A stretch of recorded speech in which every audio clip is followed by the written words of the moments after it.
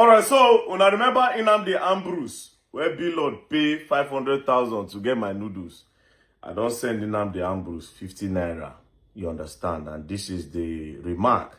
Payments for bringing Blord IG account down.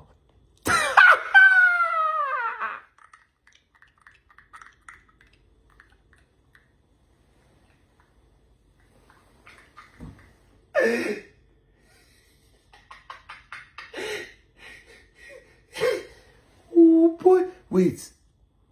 Do you know what is crazy? This is where it gets interesting. Now, this OP account of Nnamdi Ambros, if you carry him, won't call him. You understand? You know, say OP na phone number.